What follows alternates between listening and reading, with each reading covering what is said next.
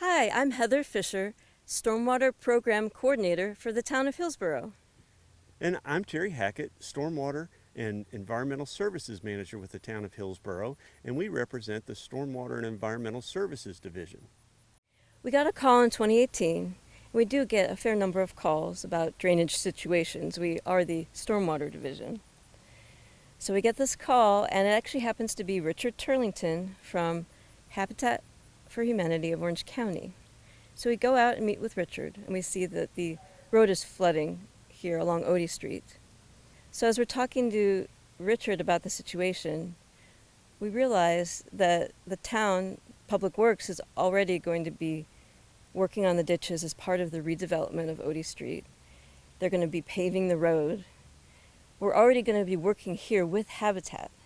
So we started thinking about it, and we're like, why don't we do something better? Why don't we integrate green infrastructure into the redevelopment of Odie Street? And so we began talking about that, and at about the same time, we had some new rules that we had to comply with. So all of Hillsborough, including Odie Street, drains to Falls Lake. So it's within the Falls Lake watershed, and we have to comply with the Falls Lake rules for stormwater from existing development.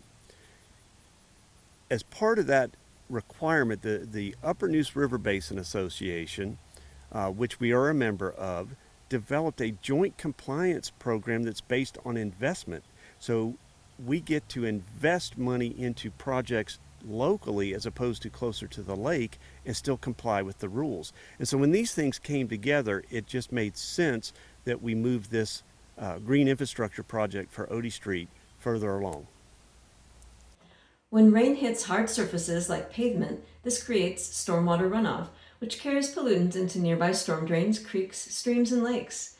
Green stormwater infrastructure uses natural processes to remove these pollutants and slow down stormwater flow, which helps prevent flooding downstream. Instead of roadside ditches, we used bioswales to slow down and infiltrate stormwater. We also used treatment swales with check dams, native plant gardens, and rain barrels. From the beginning of the design process, we worked closely with Habitat, who helped us engage with the residents. Habitat has had a long history of caring about environmental issues. We've long done green building and energy efficient appliances inside the house.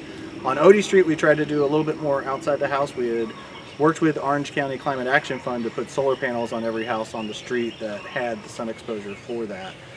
And when we started building here, we discovered that there was a lot of stormwater issues that, because this wasn't a development, it was just an individually zoned project, we didn't have a stormwater management system here.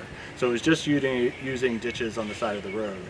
And so we thought, in talking to the town of Hillsborough, we thought that there was a way that we could make those ditches be better for the environment and clean the water as it goes into the watershed, but also look better for our homeowners on the street.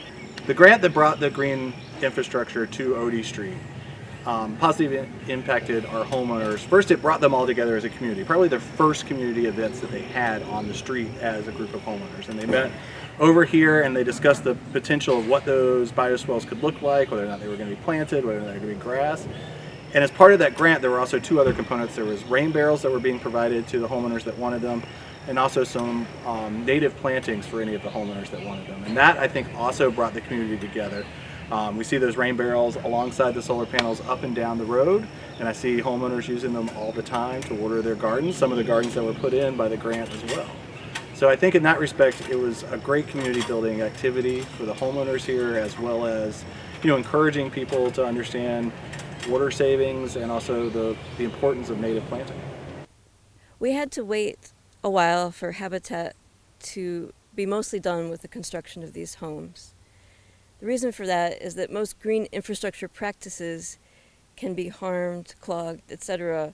from sediment, too much sediment, especially construction sediment running into them. During that time, we partnered with Piedmont Conservation Council, or PCC, a nonprofit organization who works in Orange County as well as 9 other counties in the Piedmont of North Carolina. They helped secure funding from the North Carolina Environmental Enhancement Program. PCC provided additional funding through their Resource Conservation and Development allocation.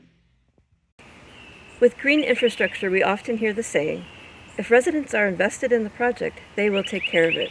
This is very true for stormwater management and for green infrastructure. So we knew we had to engage the community from the beginning. We held several workshops to both educate the future residents on what we were doing and what the benefits were, and also to give them time to give us feedback. We hired KCI Associates of North Carolina to design the project. Jason Dahl and Leah Young led the workshops, which allowed the residents to give their feedback directly to the designers. Hey, my name is Sufyan. I enjoyed the nature. I love seeing flowers. I love everything that is green. I'm really thankful about this project here. The volunteers are doing very excellent job, and I can't wait to see these plants growing and blooming, and just enjoy the view and the lovely pictures that I'm going to take. Hi, my name is Papa. I think this project is super important, especially, like taking care of your environment and where you live. Especially like bio is the first time I ever heard of it since, just living in the area or just like moving out here is just to help, clean out the system before you go back to the river and have it plant that, can help recycle the water. That's like, also just making, your home or the place where you live just look nice with healthy plants that can help absorb water to going back to this to the river.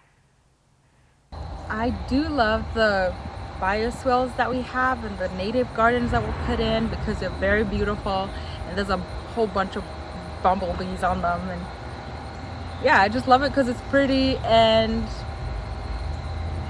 the kids come over and I get to make friends that way.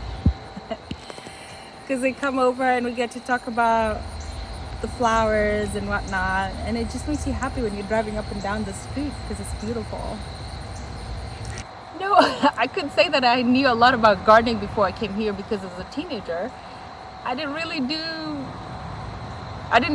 know and understand why we had to do the things we had to do, Mom said do this, so you did it. Dad said do that, so you did it, right? But then when we started building this house, then I started getting interested in gardening, but I was just doing food gardening at the community garden in Hillsborough. And then when it got time to plant here, they were talking about the natives, and I didn't know anything about it. I just knew about cosmos and zinnias and dahlias.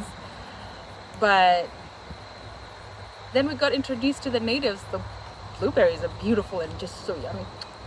It tastes so good every time you walk by the door and you pick a little bit of them and eat them. And the natives, they don't need that much watering, and they're beautiful, and the pollinators love them, so that's a good thing. Yeah, I absolutely love having the rain barrel.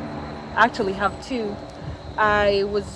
This one I will connect to a shed if I eventually get one, but that one works really good because it's connected to the roof, and I actually was using it this afternoon to water my plants, and it saves me a whole bunch. My water bill is not as high as my other friends talk about, and I use it when my plants are new, like when I'm transplanting or dividing a plant. Like this fall I have divided my bee balm. Yay. In collaboration with the partners, NC State University is collecting monitoring data on the bioswales. Hi, my name is Bill Hunt, and I am a William Neal Reynolds Professor and Extension Specialist in the Biological and Agricultural Engineering Department at NC State University. And my focus area is in stormwater management and green stormwater infrastructure. And there is some innovative stormwater technologies being tested here on Odie Street. One of which is, or the principal one, is something called a bioswale. And bioswales are like a swale is a vegetative conveyance system, and a bioswale has specialized media and an underdrain to help bring water through the media.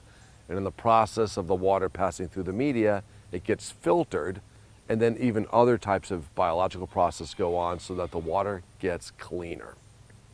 And so when the town Hillsborough called us at NC State to come in and perhaps work with the town, we were thrilled because we knew that we needed to get a couple more bioswales tested. And then once the bioswales were tested and we got data from them, we would be able to, in all likelihood, create the design guidance that is sorely needed for bioswales to be used across the state. The success of Odie Street's green infrastructure serves as an inspiration for future affordable redevelopment projects. The project showcases the positive impact of sustainable practices, public involvement, and collaborative partnerships. The project will continue to build on community engagement in the maintenance phase, in which public education and partnerships will support long-term stewardship.